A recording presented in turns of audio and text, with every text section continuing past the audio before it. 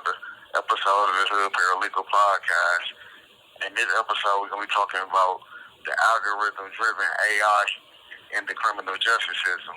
Basically talking about the compass and other risk assessments used to determine individual that's incarcerated behavior, whatever it might be.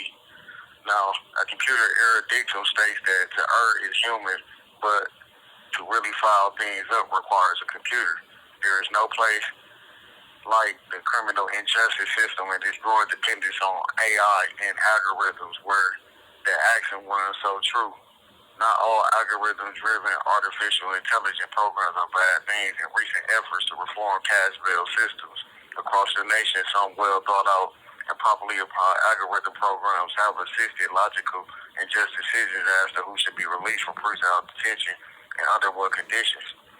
Now, in all areas related to or even entirely dependent upon computers for decision making, especially where a person's life might well hang in the balance, the computer program and acronym GIGO should always be observed. Usually garbage in, garbage out has come to refer to computer users. The term in its GIGO acronym did originate as a reference to bad programming. This was recently discovered by the tenacious attorney Rachel Cicero, a public defender in the nation's capital. Now, in 2017, Cicero was defending a juvenile whose name and offense remained sealed due to his age. We're going to refer to him as D in the public eye. His offense must not have been all that serious, however, because the prosecutor readily agreed to allow D to enter into a plea agreement for a probated sentence. After the parties agreed, but prior to his acceptance in the court, a computer algorithm-driven AI program stopped the deal. Now, several input factors in D's young life, some of them beyond his control, placed him in a category of high risk of committing future criminal activity. Now, one of the happiest factors was D's residing in government-subsidized government housing. Another was D's negative attitude toward police. Now, this prompted the government attorneys to renege on the deal and insist that D be sentenced to juvenile detention. Sure, give D plenty of positive reinforcement to support his already negative attitude toward police.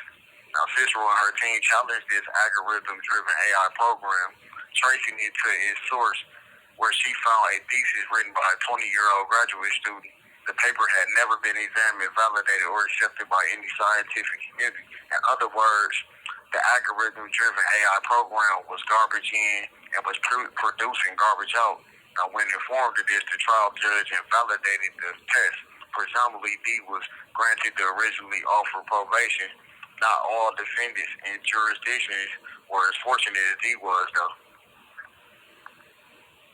Good day, everyone. I hope all is well. I'm here today representing Hood Paralegal. My name is Javon Curtis. Today's segment is algorithm-driven AI in the criminal justice system. Ineffective, the compass is, and how biased it is against African Americans. A tool prone to inaccuracy.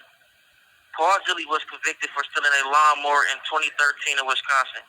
The parties had settled on a plea agreement, but the presiding judge considered an algorithm-driven AI program similar to the one nearly torpedoed D. This one's called COMPASS, a.k.a. Correctional Offender Management Profiling for Alternative Sanctions. He rejected the agreement and imposed a sentence twice as long as the parties originally agreed on. COMPASS had predicted Zilli to be in a high-risk category to commit future crimes. Journalist Julia Agwin of ProPublica investigated COMPASS, finding results similar to those discovered by Cycura. COMPASS scores resulted on 7,000 defendants in Broward County, Florida, reveal accurate future crime predictions for only 1 in 5 cases. Angwin also discovered COMPASS was twice as likely to falsely forecast future criminal activities by black defendants than white defendants. Even more disturbing is that these type of algorithm equivalents to source codes are protected as proprietary, nearly ensuring that no one will be able to discover the garbage that was input into these programs that will cause the garbage it will put out. For algorithm-driven AI programs to be truly beneficial in criminal justice, their source coding must be transparent and vetted by the scientific and criminal justice communities working together to ensure their applicability and reliability. In closing, as always, we encourage questions, comments, and opinions. Thank you.